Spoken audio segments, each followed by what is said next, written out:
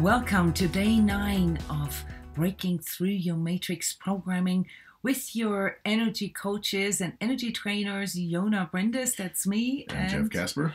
Hello, everybody. Hey, if we have lost you by now, after I think about 4 or 5 hours of energy training lessons here, you may be in for a very cool new view of yourself and the world around you. So up until now, we've gone through some of the things that exist in us that are obvious to us and that we can observe here through, the part in us that can be a little detached. And we've encountered many different aspects of control through our judgment, through our fear of pain, our past, and so forth. But now we're getting into this place where we're gonna teach you or show you what energy work can do to help you bypass some of your inner stuff, and ultimately, a little later in a few days, how it can also help you to bypass outer influences, things that come in from the outside. So we are excited that you're here with us, and we want to emphasize that the reason why we're doing this live is to be in contact with you during these sessions. And thank you guys for letting us know where you're from. Yes, awesome. We've got Australia, we've got South Africa, we've got Belgium. Wonderful. All right, so understand that the reason for us to go into this interaction with you is because energy or energy work or energy training is not just a one-way street, it's a two-way street. So we are upping the vibes here through being in contact with you during these sessions. But even if you watch the YouTube video later, please feel encouraged to share, to comment, to reflect, and of course, never forget to push the like button for every video, because that's basically your payment to us for this free service. I want to send a very heartfelt thank you to all of you who've been sharing in the past, who've sent us beautiful emails in regards to how some of these energy training lessons that we're sharing with you here, how that plays out in your life currently, like as you are following those lessons. Yeah. And again, this is also something we want to emphasize here, is that this is all about practical implementation. Okay, we're not offering you sort of a conceptual theoretical course on entanglement and non-locality and retrocausality. All these concepts play into what we are describing to you, but the very nature of transcoaching, or the ability to transcode things from the energetic into the physical 3D, is what we are training here with you. So it's all about the physical integration in the end. It's all about doing it, walking the talk, and not just sort of theoreticizing about, how energies work. However, we do need to support you or empower you with a vocabulary here in order for you to move to these places that your ego simply can't make up. I mean, you can try to see energies or to read energies, but you'll never really feel that that you actually have a good contact with that. You'll maybe visualize colors or visualize pictures that you have seen on the internet before, and yet you won't be able to really feel it.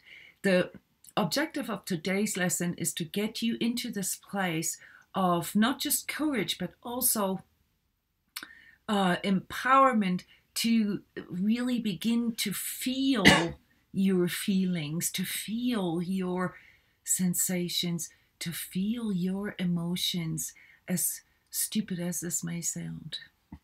So allowing, as opposed to controlling, which would be our most natural ego mechanism, to get a grip on, things such as everything is energy, or conceptualizing things and detaching from it in a theoretical way. That's another way of our ego or the attempt of our ego to control energies. The bottom line is, and in energy work, this counts for every level or every layer of energy that you're working on, is that you won't be able to control it. It's beyond your brain, your mental mind's capacity, bandwidth, if you will. Mm-hmm. And so before we begin to share some really cool new tools and lingo with you, and introduce some of the fundamentals of energy work, we need to talk about signal processing and how this even works within us. Okay, so there's of course something that we all have, which is a primary processing channel. So you've probably heard about this. Some people are more visual than others. Some people are more tactile. In general, our observation here is that males tend to be more visual as far as their primary signal processing is concerned, and females tend to be more tactile or kinesthetic in their perception of their own sensations. However, we also have secondary channels. So most of us are kind of like a mixture of just to make an example here, Jeff, for instance, you're more like a visual tactile, right? And I'm more like a tactile visual. Mm-hmm. So this means basically that when Jeff perceives things, he will first perceive them in a visual way. He will see things, perhaps not always with his eyes open, but with sort of the inner mind's eye. Mm-hmm. And then he will begin to feel it, and that will then allow his brain to confirm, okay, yes, this is what I'm experiencing. Whereas for me, I would first feel something, and not necessarily just emotionally. Very often, and this is quite common actually for empaths and energetically sensitives, through very subtle sensations in my body. Mm-hmm. All right, and then I will begin to see. Ultimately, the art of energy work leads to a merging of all these channels within us, and we will find ourselves with a little bit or a little lot practice at a place where all these different channels begin to come together, and we won't really be able to pinpoint whether we felt this first or saw this first. It doesn't really matter. The whole point of me pointing this out to you or bringing this up is that you need to be aware of fixating on one particular way of perceiving things. This it also counts, of course, for our emotional, mental, and social, aka relationship things, because a lot of what we perceive, as we now know, is filtered by our ego and these hidden control mechanisms, and therefore often creates a false reality for us, or assumptions or conclusions, including, of course, judgments about what we're perceiving. And that's why if you start to develop more than one way of sensing things, like visual and tactile and feeling and all that, you begin to create a healthier picture. You're not stuck in one area, So if your feeling is based upon your judgment and that's all you do, you're going to be stuck in judgment. But if you have a visual sense that doesn't quite match up to that, and we'll talk more about this here in a minute, then you begin to develop this ability to have a better picture of what's going on. You can begin to see the contradictions and begin to qualify or quantify what's going on. It's basically the same as we talked about the last 2 days. It's like kind of zooming out and increasing the perspective into the larger picture, into the context, rather than getting hooked onto the content of what we're experiencing. Right. And therefore increasing the bandwidth of what we perceive. Yes. And that's really what it all comes down to. And quite frankly, there's a simplicity in that, namely that the only reason why we are unfamiliar with the lingo or with these mechanics of perception is because we've never really been taught them. Mm-hmm. And so this is a gap that we have specialized on, and this is what we help people with to develop. It's a natural sense that we all have to allow our perception to increase in bandwidth. Now, that said, I want to point out another thing, and that is that we have more than, just 1 or 5 senses, if you will, and that we actually are dealing with the simultaneous measuring and scanning tools within us. However, the one that provides the highest bandwidth, and therefore, in fact, actually the highest density of information, is the one that is most unaware or most unconscious to us, and that is the perception that happens through our heart field. Mm-hmm. And you've probably already guessed it, the reason why we've stressed, focused you on, focusing on your breath, doing heart breathing, doing heart clearing, and so forth, is because before we can begin this journey of increasing our energetic perception, we kind of have to train the tool that we're going to use for this, and this is our heart field. Mm-hmm. We now know, or we as in science know, that there is a memory storage in our heart field, that there's actually memory storage in our cardiac tissue. There's many or much research being conducted right now as to how it comes that we seem to have 2 processing centers, and not just one as previously believed, namely our brain. So to be a bit more practical about this, the way this basically works is that you first become aware that there's a difference between sensations, emotions, and feelings. And then the entire cluster, so to speak, of all of them coming together is called perception. Or your energetic perception, because your subjective perception, as we've already illuminated, can be quite faulty. Mm-hmm. And in order to walk this pathway with us here, you may run into immediate contradictions there within yourself. What is the difference between feeling, emoting, and sensing? That's because we've never really been made aware of this. So this is one of the first things we train here. And the way it happens within us, how the signals that are coming in being processed, is in accordance to this density of our different layers of being. I don't know if you remember this chart that I showed in the beginning. The physical, the emotional, the mental, the spiritual, the etheric, and the energetic.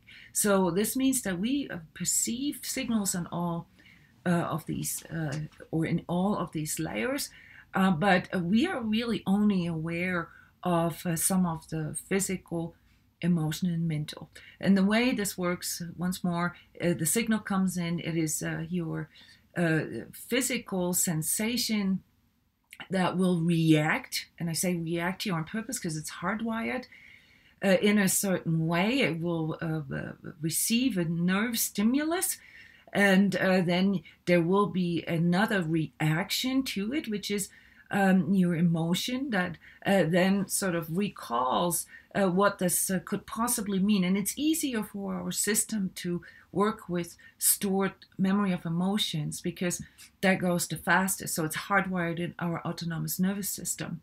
And then comes the mind that tries to make sense of all of this, that tries to relate it to the past, to transpose it or infer it or deduct it into the future. And that's when it actually arrives in your brain. So your brain perceives a signal after it went through all these different stages of sensing and emoting. And that's when your brain basically forms the opinion about what is going on.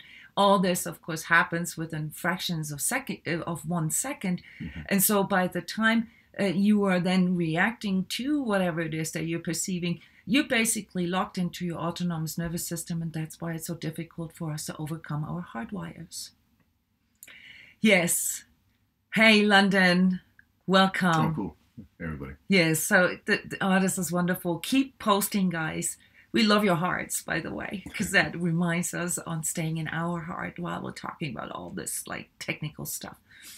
So anyway, so here, this is a new view that we're offering you, as in how signals are really processed within you. Now comes the processing that happens simultaneously in our heart field, and the processing in our heart field functions differently. It operates on a holographic level, which means that our heart field perceives, the totality of all information together, non-locally, non-temporal, and non-linear, which is something that our brain simply can't process. This is where the acceptance that we brought in comes in, that our ego mind literally is incapable of processing these energetic sensations that you have. So your heart field perceives things holographically, but it has absolutely no way to communicate this to your brain because your brain is linear. So the biggest issue that we as energetically sensitives and empaths face is that we have not yet developed an adequate translator, mediator between the two. So we separate these things out, and that's what usually leads to our fragmentation and us sort of suffering from our energetic sensitivity, because we simply can't bring these two together. So we have all these feelings and sensations, but we don't really know what they mean, and we can't really translate this into a way that the brain can, or the ego mind can, accept this as your energetic reality. And we talked about this yesterday. And so what I want you to understand, that when it comes to allowing versus controlling, that the biggest thing you are up against is your ego mind thinking that it is the end of all things, that it is, all there is. The truth is, there's a lot more. And we are also able to perceive that lot more, but we are not able to transcode this sufficiently so that we can translate this into like practical steps, or translate this into this is fully congruent to me, or this is makes sense, this is harmonious to me, this is conducive for me, this is true to me, this is something that leads to expansion of my energy, this is a good choice, this is a good solution. We are unable to discern this because we simply don't have this mediator that can help us with the discernment. So I want to give you guys all a heads up here once more, to not beat yourself up, because the inability to discern what's true to you, what you're truly feeling, and how to efficiently express this and communicate this is not because you're inadequate. It's because you have nobody's ever told you that there's a part in you that needs to be included, that needs to be worked with. And it's kind of like learning a new language, guys. You will first just pick up a few vocabulary words, and you will then experience certain things that allow you to have the courage to go further, and then you'll begin to be able to make the context, and you begin to understand sentence a little bit, and then you get the grammar rules, and then you get the you constantly refine this, and you get the nuances of this new language that you're learning, and the same applies to energy work. So to make this a little more digestible for you, where we're going with this here, namely the mechanics of your matrix programming, all right, is that we want you to be open to learn your energetic vocabulary now. And this, of course, is a new journey, just like it is when you start learning a new language, okay? So it's, yes, the challenge is to not be hard on yourself. That's very important in the process, because you have to allow yourself to experience, you have to allow yourself to feel your true feelings, and sensations. And Right. remember how hard it is to feel fear, to sit through our fear. You know, all of our ego's coping mechanisms, they all derive around avoiding feeling your true feelings. So it's not that you are inadequate, it is that you've never learned how to really do this. So this is what we're trying to transport. Right. And by giving yourself a bit of a break and remembering that this is something new, that you can do this. And you already have been to some degree, but now you're really focusing on it. So it's remembering that you're dealing with things as opposed to coping with them. You're really working upon feeling as opposed to thinking and emoting. And by trying to keep doing this, what happens is you develop the ability, and it gets stronger all the time. Your ability to discern and pick up on things, it grows. Definitely. And I want to put something here onto the screen. It's another quote that helps you to align to what it is that we're trying to transport here. We've talked about choices. We've talked about our ability to even identify that we have a choice. Now we're beginning to qualify our choices, and with it, of course, our solutions, or the solutions that exist within us that we just cannot access at times when our energy is too low.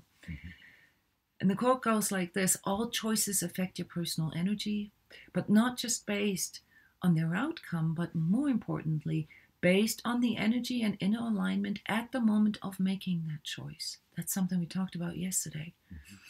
From an energetic viewpoint, a healthy choice has a higher vibration than an unhealthy choice. So the state of your personal energy is the sum of all your choices, ergo, the sum of all your energetic states that you allow yourself to be in. In other words, the conclusion is that if you want to become able to make better choices, to become able to discern choices more efficiently, and therefore become able to access these higher solutions, the inner higher guidance in you, then you need to pay attention to where your energy goes moment to moment. And for this, you need to be open and allow yourself to explore this a little more. And this is where the mechanics of energy work come in. And you've probably already guessed it. I mean, we're going to talk about energy flow and energy centers here from now on, but we need to introduce this to you a little bit first. And so I want to bring back something that I showed at, I think it was the first day or the second day, Jeff, I don't remember. The energy flow. A little bit later, but yeah. We looked at the exits there for the sake of releasing energies and clearing energies, even without knowing sort of where they originate and all that. But right now, I just want you to pay attention to the colors and the main sort of circle that you see there. Energy comes in from below, from the planet. This is like, part of the source of our energy, not etherically, but on a physical level. And it flows through our entire system and gets regulated by energy centers, so-called chakras, at any of these different density levels, or in these different density levels. And if you just focus on the colors here that help us to visualize this, and then you will notice that it isn't so much really the speed or the intensity that we are measuring or that we're looking at, but on the long run, we'll look at the quality and the balance of things that we introduced to you yesterday. And this allows us then to pinpoint a little more where some of these energetic, say, imbalances that we want to learn to address in our attempt to improve our energy flow.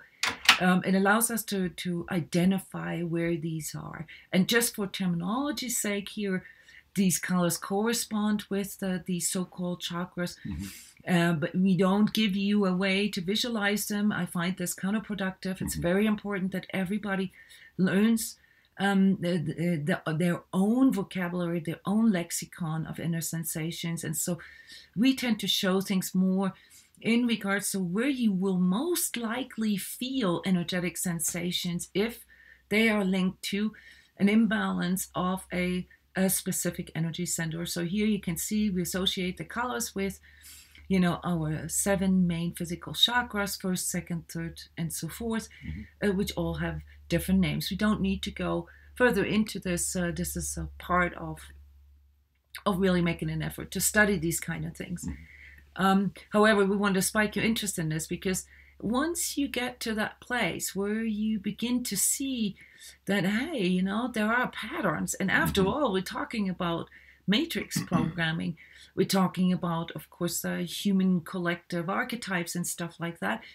So there are connections with our emotional and spiritual, say, unfinished business, as we talked about it yesterday. And I will provide these charts that come from our Sacred Self-Healing course here with the video. I just want to give you a heads up here that learning this lingo and building this inner lexicon of energetic sensations can tremendously help you to identify what you need to work on or where you need to focus when it comes to, like, say, overcoming certain impedances or challenges that you have, or recurring or persistent patterns. It helps with the associations. You begin to associate certain things, and it develops mental pathways and everything. So it can be really beneficial to study these things a bit. Yeah, and this to some of you, this may feel a bit overwhelming right now because there's a lot of technical stuff, but it really isn't that hard. The harder part is really to walk the talk, to set this, to translate this into your practical, into your densest, namely 3D physical layer, the one that produces your physical reality, okay?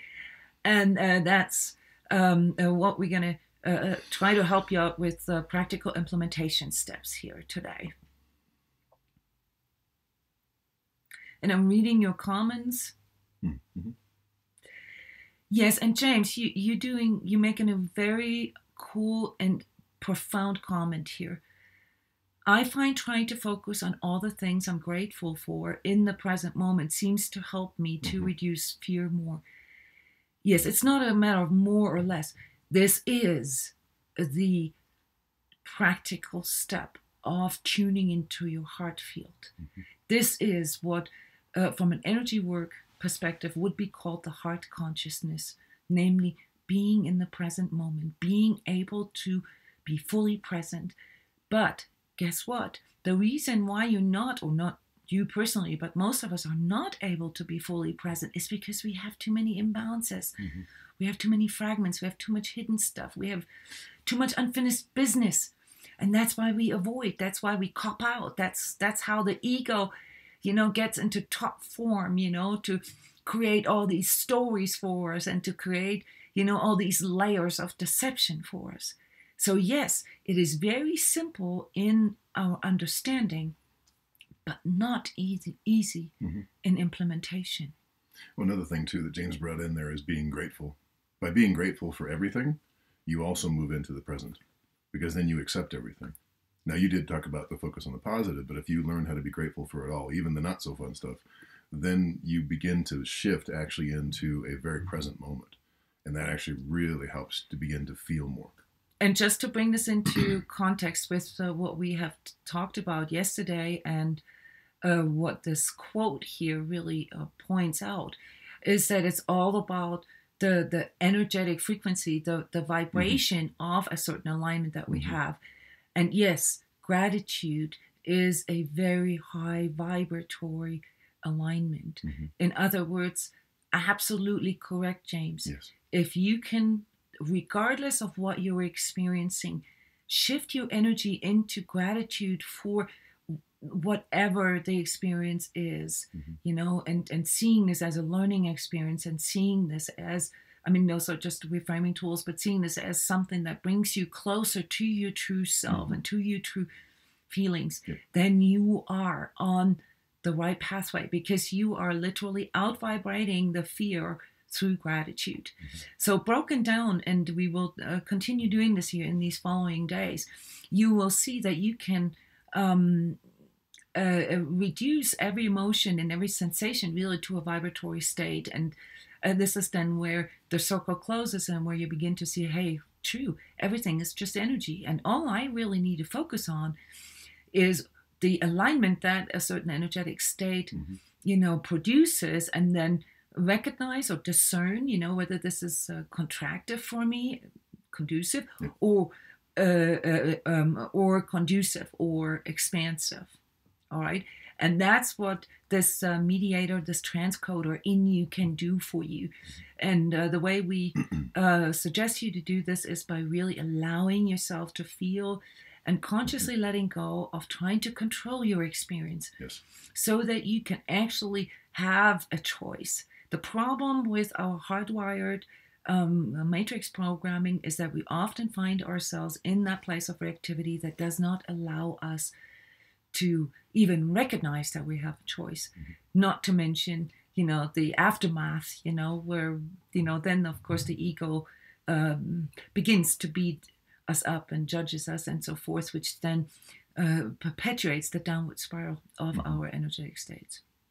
So in the physical, for the implementation steps, in the physical, we want you to, you don't need any prior knowledge of chakras or energy centers, but I would encourage you to use the charts to pinpoint things, to locate, like become an explorer, okay? Like really allow yourself to just explore a little bit, and like every good explorer or scientist, just take note of things, just, write them down. So today, I felt this and this sensation in my body, and write down where you felt it, and then look at the chart and look at like, what chakra could this be linked to? And then investigate your emotional state that came with it, your feeling, your emotion about it. So, hey, today, and this is actually true, I'm feeling a very strong pain in the neck. And that, this is a physical sensation. The emotional reaction to this is, oh, shoot, this is normally how some, of my headaches or some of my really contracted energetic states start. So I'm up against the fear that this is the beginning of the end. All right. So write that down and write down the emotion that comes with it. Then mentally, it is, our judgment really that filters some of what we're sensing and what we're emotion. So write down along with this, what do you think about what you are sensing there and what you're emoting? And my inner critical voice says, oh, that's total bullshit. You can out-vibrate that, you don't believe into the story and so forth. But that's years of practice, to remind myself that this is actually not reality yet. So why would I align my energy to maybe getting sick now, where it hasn't even happened yet? And with the mental thought ones, if you've got a lot of ability to think about things, don't be shocked if multiple pathways of thinking come in. When I first started doing this, I was like, holy cow, I've got like 5 or 6 things coming through here with judgment and trying to control things and dodging and coping and, distraction, all kinds of stuff. So have a little bit of fun with this. Like I cracked up, like first I got freaked out, but then I cracked up about like all the different streams of thought patterns that came through. How many voices did you hear inside the of first time I did critical inner voice work, I heard 4 different voices of my own in different, and not like crazy voices, but more like just these parts of me. If I linked into them, like one sounded like Spock, one sounded like, afraid child, it was just all these parts of me that were, because I was slightly fragmented at the time, that were trying to control things. And it was just crazy. But it was actually, I started cracking up. At one point I just realized, okay, I got some work to do. I started laughing, and that helped. Yeah. So you see there's these fragments that Jeff mentioned. Oh, yeah. Those are these different parts in us that actually kind of compete with another, or that's why we call them fragments. They either suppress one another or they try to go into the foreground. And for you, your job here is to just allow all that and just take note of it. Like just write this down. This morning I had an idea, Jeff. We should actually come up with a 21-day journal, and give this to people, because Yeah. every day has so much, or every stage of this journey has so many suggestions that people really need to keep all this together to see the context. Well, plus if they keep going and you do this journal, you can start. When I started doing this stuff, I started laughing, like in a good way, in a healthy way, about my patterns and my programs, because I realized that you begin to see how much stuff your ego attempts to keep things in charge. Like, I was like, holy cow, no wonder I have problems. Because it's like all these layers showed up. I'm like, all right. Right, because ultimately it's all about, how do I truly feel? What do I truly need? Yes.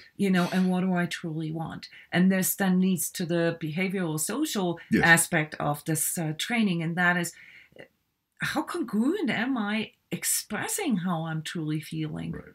Do I pretend everything is fine? Or do I go into like victimhood because I want extra attention from my partner because I am starting to have a headache? And of course, there's all kinds of ramifications of when I have a headache, so how congruent am I expressing what I'm truly feeling? Right. And once more, what I truly need. Mm-hmm. I know what I truly need. I need some sleep because I've only slept 2 hours last night and for the umpth day in a row. So this pain in the neck is a sign for me, after years and years of exploring my energetic dynamics and mechanics, that I need to rest and I need to sleep. But this is just my lexicon of inner sensations, all right? So it's very important that you reinforce within yourself to that it's okay to feel, any kind of combination or context in which you are sensing, feeling, and emoting. Mm-hmm. On an energy, on a spiritual level, there's one thing that I want to point your attention at, and that is also investigate what your beliefs are about you, what you're feeling. And this has a lot to do with dealing with unwanted emotions, for instance. Okay, so there's a notion, especially sort of in this spiritual community, that there are good and bad emotions. Okay, that anger, for instance, is something bad.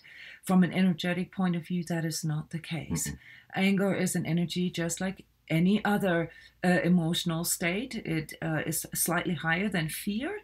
So to a degree, if you look at the strict definition of self-healing, you're out-vibrating your fear through anger, that would be considered a temporary healing or, shift of your energy into the positive. It's just that when we get stuck there, that it becomes a negative emotion. Okay, so we're going to illuminate this tomorrow, by the way. But here, I want you to really pay attention to your judgments about your own sensations and feelings. There's this notion here when it comes to the spiritual, that everything that is linked to the flesh, to the temptation of our humanness, the fallacy of our humanness, that it's bad. No, it's not. It just is. And that's also aligning you, or that's what allowing helps you to align to, is, before you can make improvements, before you can make corrections, and before you can refine all this, you got to be willing to truly feel on all levels of your perception what it is that you're dealing with. And on an energy work level, the implementation here would be through opening yourself up to educating yourself. This is a learning process. So even though it includes your mental capabilities, but it is an opening up yourself for the woo-woo a little bit. Okay, it's not really as woo-woo as people think. It's not that woo-woo. It's a lot more technical than people think. However, open yourself up for that, and maybe connect with these charts, or Google things on the internet. We've created this entire 24-step course around this that we call Sacred Self-Healing Course, that implements this vocabulary in people, and allows to study this on the deepest level, including workbook and daily meditation, so including all the different levels of perception. And so the energy work technique that we are introducing here with this lesson today is reading energies as opposed to trying to control them. Just go into this place of allowing yourself to read your energies and learning this new language.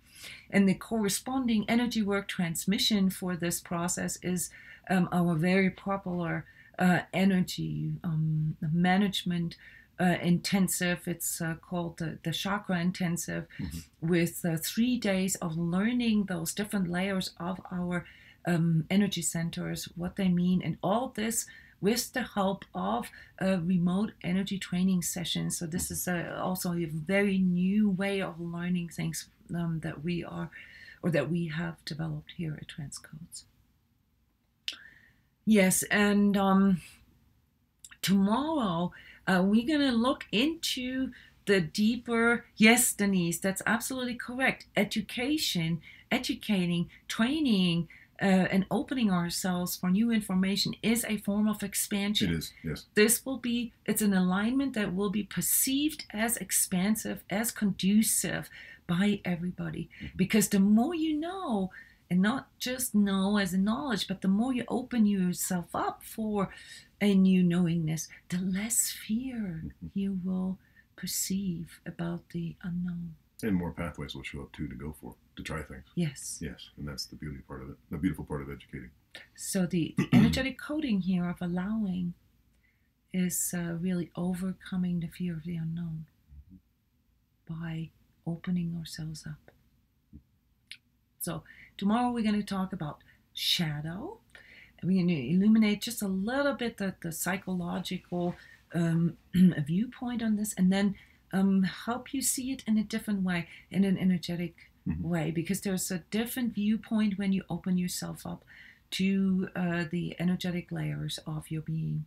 And understanding yourself as an energetic being is something that you now need to reinforce through really allowing yourselves to feel your energies. Because if you still have unconscious or repressed like ways of dealing with your energetic sensitivity, or you judge your energetic sensitivity in a way that you feel it's annoying or it's confusing you, then you're blocking the perception on that level. So have fun with this. Yes. Really give yourself the space to explore this and allow this for yourself. Okay. Thank you, everyone. We will see you tomorrow at a different time. We'll be in the later evening hours. If you subscribe to the channel, you'll get a notification. Yes. Okay. Yep. Thank you very much for being here and for sharing the space and your time with us. We hope to see you tomorrow.